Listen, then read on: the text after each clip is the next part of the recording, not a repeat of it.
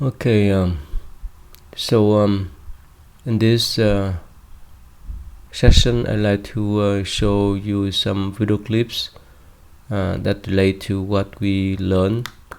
The Four Noble Truths. The first one is the truth of suffering, the birth, aging, sickness, death, and other mental affliction. I'd like to show you some related video clips. The first one is the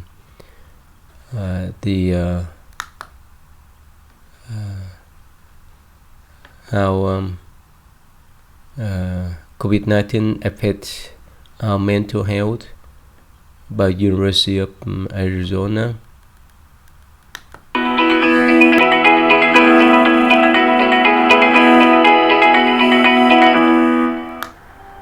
The COVID-19 pandemic has created a new set of challenges. It has been a time filled with loss and uncertainty. From health concerns to social isolation, our ways of life have rapidly changed, and many are struggling to adjust. It is particularly difficult for people who were already struggling, people who were living in the margins, already with financial hardship, having a hard time to put food on the table, people with chronic mental illness, to figure out what's next. The fears of today and the unknowns of tomorrow have created a new level of anxiety, helplessness, and loneliness that has many in need of relief. Research has shown that one way to benefit mental health is to focus on gratitude. Gratitude for what is going well, and gratitude for anything that provides a sense of hope and connection to others. When I talk to my clients, I often prescribe them a very simple exercise, which is 3 times 3. Spend 3 minutes of your day being grateful for 3 things. This practice is proven to help people feel more hopeful. Anxiety may decrease, and a sense of connection to others may improve. Okay, so you see that the COVID-19 even now had been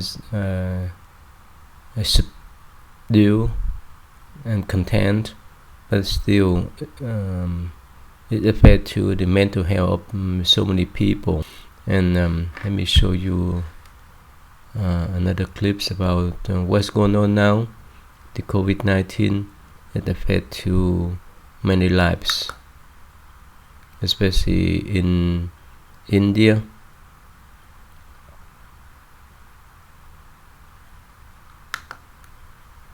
Writing's not that easy, but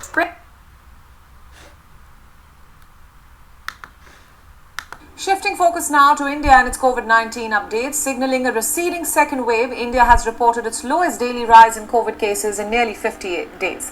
In the lowest spike in daily infections since April 9th, India has logged in more than 150,000 new COVID cases. The 6 most affected states by the total cases are Maharashtra, Karnataka, Kerala, Tamil Nadu, Uttar Pradesh and Andhra Pradesh. The daily death toll continues to remain above the 3,000 mark, however. 3,128 new deaths have been reported in a single day due to COVID-19. The recovery rate, however, has increased to above 91%, which is good news. The weekly positivity rate and daily positivity rate both remain in the single-digit category, currently slightly above 9%. The positivity rate has remained below 10% for the 7th consecutive day. Fears of a possible third COVID-19 wave are also running deep across certain states. In fact, in Maharashtra's Ahmednagar city, authorities have been alarmed as more than 8,000 children have been infected with the virus this month. The cases account for about 10% of the cases in the district, and now additional steps are being devised to minimize the impact of a possible third wave that may affect children more, so as to avoid any shortage of beds and oxygen. The administration is reaching out to pediatricians to make sure that they are prepared for the third wave. Experts have warned that a possible third wave could hit at the end of July or early August. Okay, you see here, there's human problems with illnesses, And of course, during this time, even in the United States, the number of having COVID-19 has been reduced, but on the other side of the world, they're still growing. So that's just the human problems that we have to deal with this type of lives. And here another we were literally nature disaster has happened to part of forests are causing rivers to reach record levels in the Rio Negro section of the Amazon River. The Brazilian Geological Service confirmed that the water levels are set to reach a record 30 meters, the highest level since records began in 1902.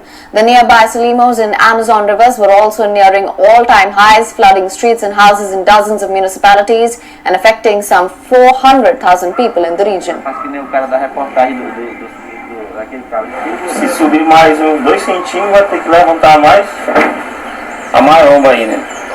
O negócio é ajuda, né? Cadê a ajuda da prefeitura, né? Que diz que ajuda, mas na realidade mesmo a gente vê que não.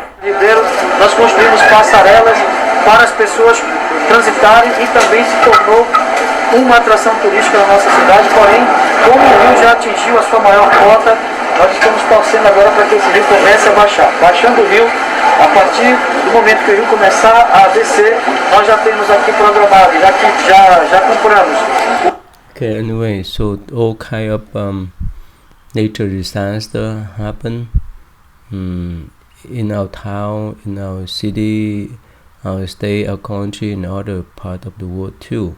So that is the problems of our humanity that we have to deal with. Besides our physical illnesses, we have mental problems like stress, anxiety, depression, and besides that, we have all kind of nature disaster that may occur any times in our life. And that's what discipline is about.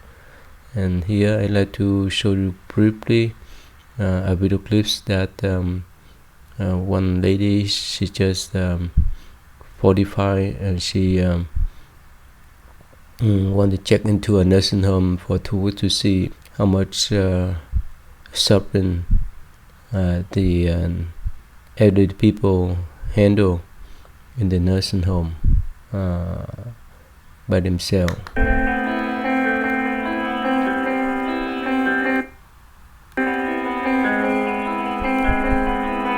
What made me very emotional about being there was just the space just didn't seem to have any life in it.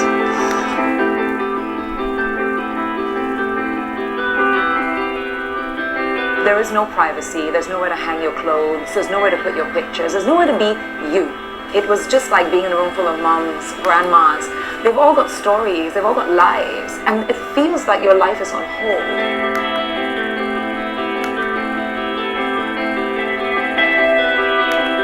So it starts with the nursing staff, who are very cheerful and joyful people, walking into the wards and rousing everybody up, and then getting everyone into the shower as quickly as possible. They have 2 shifts for showers, so you either chose the 6 a.m. or you chose the 7 a.m.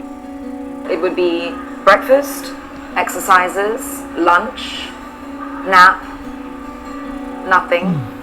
Maybe a couple of things here and there that you might have been chosen for, maybe a karaoke session or a Tai Chi session or something. It was a system that has been imposed on people that this is how it's got to be done.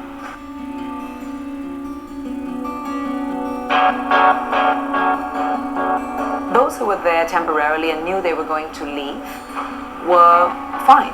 But those who were in there long term, or those who didn't have anyone coming to see them, you see it straight away. Many of the people who are in homes, their best friends are the nurses. It doesn't necessarily feel that their best friends are their families.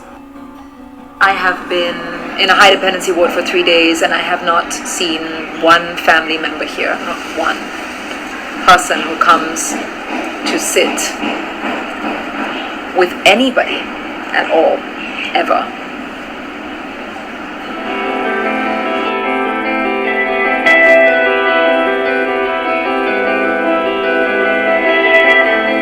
Everyone ends up being a patient or just a body. There is no real engagement of a human spirit. What happened to the living that happens in the last quarter of your life? It's not a criticism of the facilities themselves, it's a criticism of the system. You cannot approach elder care the way that you approach hospital visits. It can't be just to meet an end need. It is a life. You have to think in terms of life and end of life.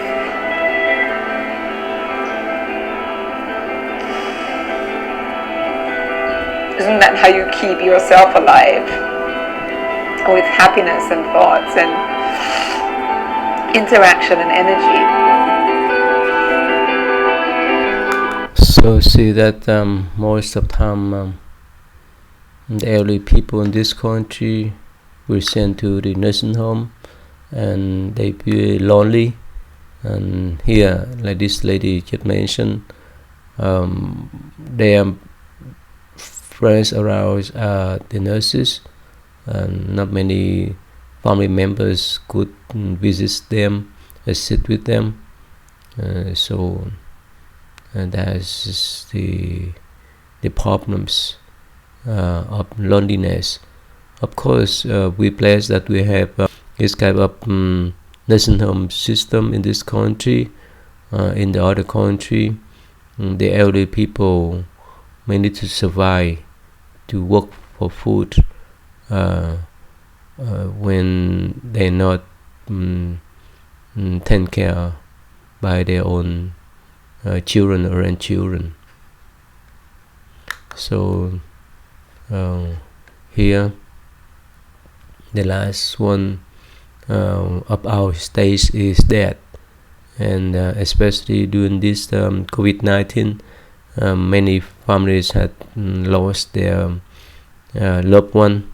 And in this video clip, the American Psychological Association provides some hint how to cope and deal with grief of losing the loved one.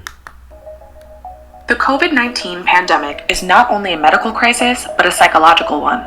Along with the collective anxiety, stress, and sadness comes collective loss and sorrow. Loss can shake our senses of self. Many of us will have to cope with the loss of loved ones in the midst of this pandemic. Many are also grieving their sense of safety, of social connection, of financial security. Losing a job, not having a graduation ceremony, not being able to attend a funeral, all are losses to be grieved. What we are experiencing now is a living loss, and as we move forward, people will continue to experience losses we can't yet predict. Psychologists say that in addition to grieving what is now missing from our lives, we may also grieve for the ways in which those losses affect our senses of self and personal identity. If part of who you are is defined by social interactions, what does it mean for you when you are quarantined at home? It helps to name and claim our grief. People often have a vague sense of anxiety or suffering, but putting words to those losses can help them identify ways to move forward. Psychologists recommend journaling to help with this process.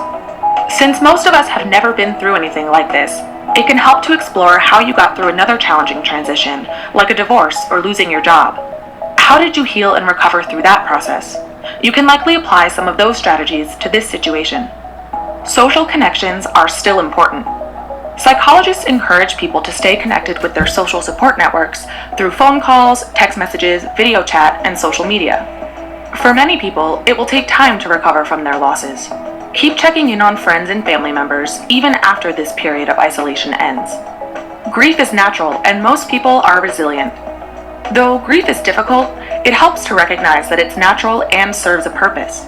Grief can help people turn inward and adjust to a new way of life without the people, places, or things they have lost. Research suggests that once a crisis has passed, most people are able to bounce back and move forward with their lives. Know that while grieving, it's normal to fluctuate between moments of sadness and mourning and moments of acceptance or even happiness. It's also important to remember that grief is temporary. The difficult feelings will pass. For more information on how to deal with the... Okay, so here how these video clips provide the suggestion for us to deal with grief, that how to deal with the loss of our loved one. So anyways, we recognize that life is impermanent. No matter what happens, one day we have to go. But of course, especially during this COVID-19, in our community or society, we have seen that we lost many people due to this pandemic. And if it happened to ourselves, our family members, and our loved one, this is pretty good suggestion for us how to deal with and how to cope with this type of pandemics and loss. So in Buddhist view, like I mentioned before, that when someone passed away, it doesn't mean that's the end. They will move on to different form of lives, and we can see them in different forms. Their energy and connection with us still there.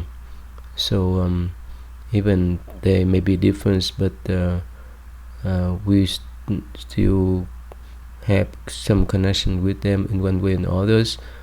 So that's why in Buddhist view, it's better for us to do a good affinity, good karma, good connection with each other while we live together. And so when someone depart from our life, they still carry on that type of good connection with us for the next one.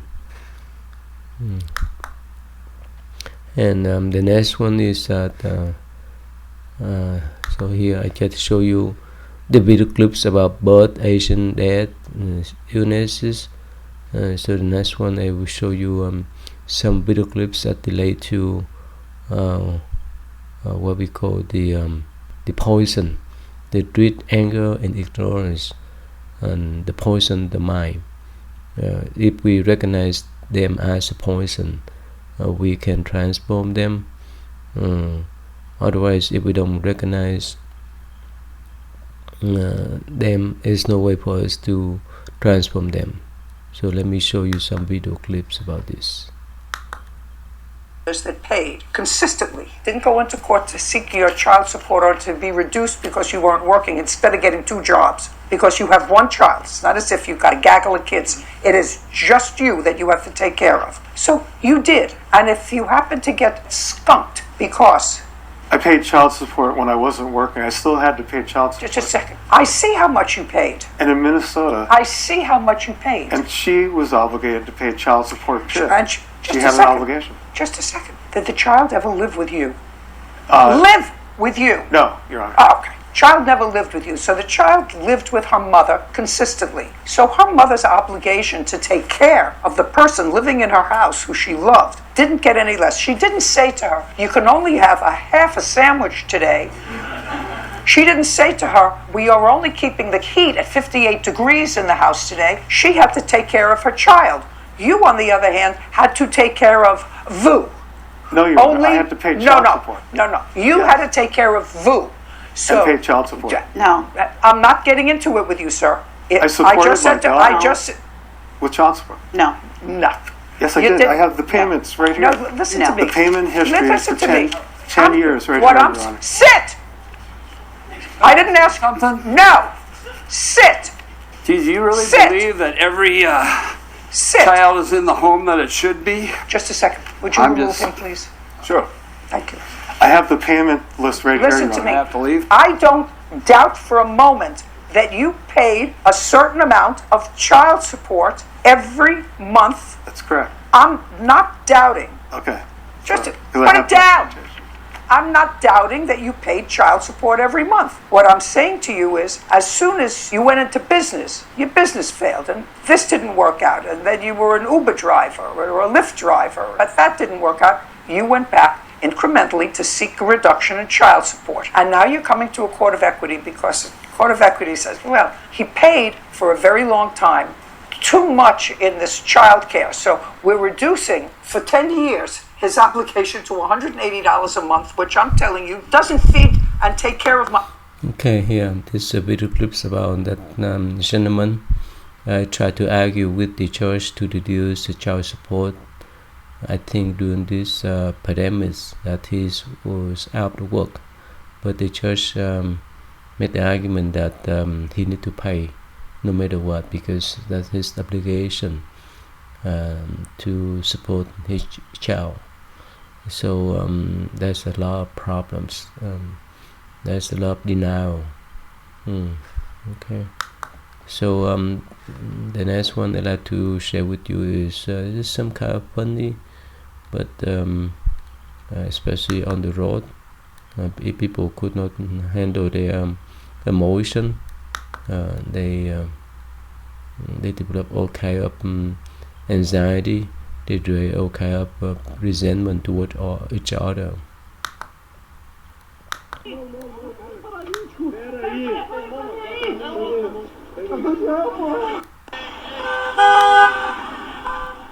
This somehow is car accident involved, and this car tried to get away from accident.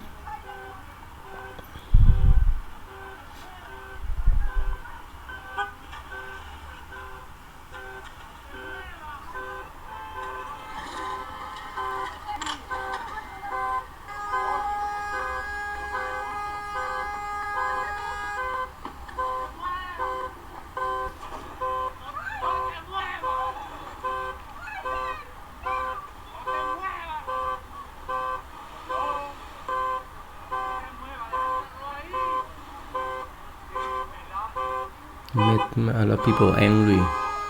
This driver tried to get away from the scene.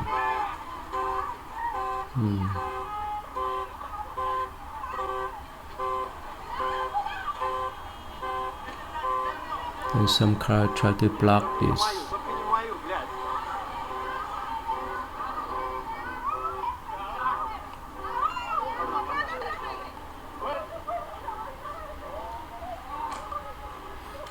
But this car tried to get away.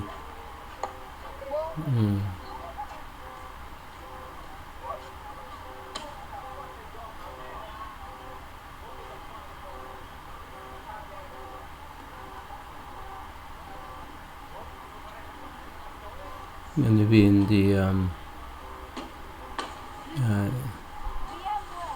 the other people used the hammer to break the window of this car, and he still tried to move away from the scene.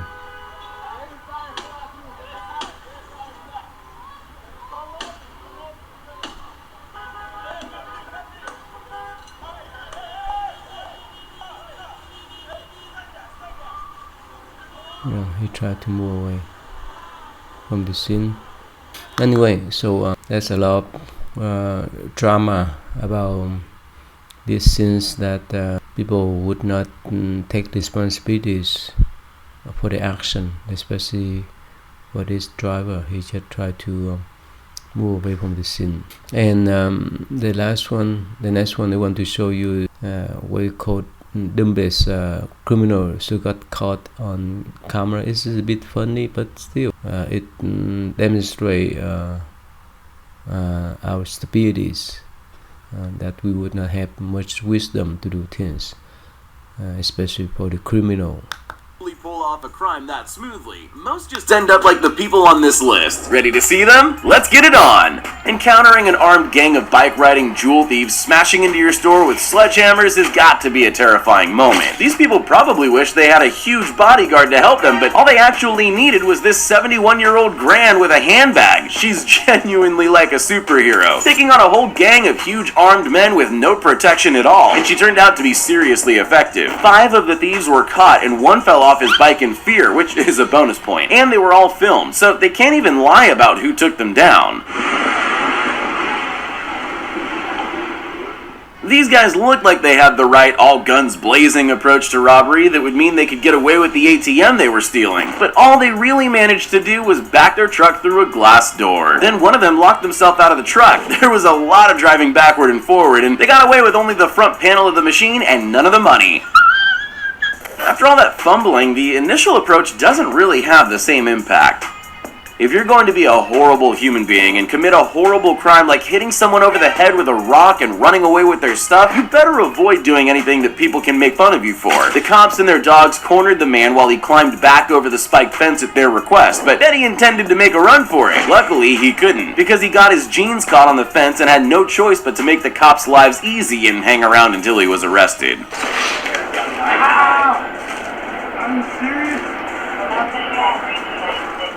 Rule number 1 when pulling off a bank job is to avoid anything that might identify you. Some robbers even make sure to disguise their voice. This guy has obviously never seen a movie because he showed up with a uniquely branded truck to steal this ATM. He also looked straight at the camera, couldn't break into the building, and then forgot to actually attach the chain he'd put around the ATM to the truck to pull it out. It's so badly executed, I'm not even sure he can be charged with a crime.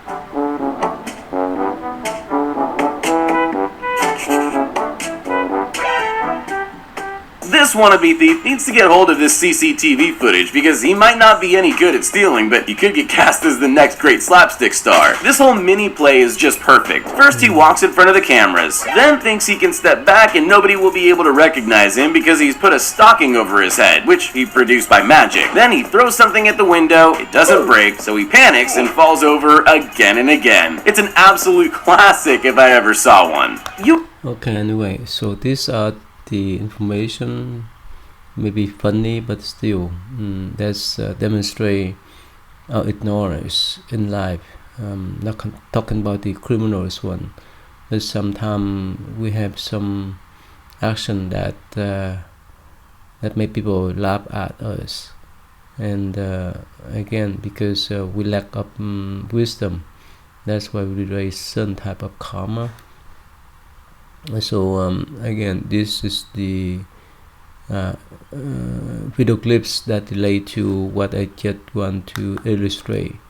The 3 poison: greed, anger, ignorance. Of course, it's all kind of mental affliction that we have to deal with, like stress, anxiety, depression, and so forth. So it's a lot of information out there for us to watch, to recognize. They are the poison of the mind. So for example, when we stress out so much mentally, it will affect to our physical body, and it will affect to how we work, how we study, how we interact with other people. So these are for information for you. Okay, so let me stop here so that I can move on to another lecture. Okay, this is just the supplementary information for what we discussed before. Okay.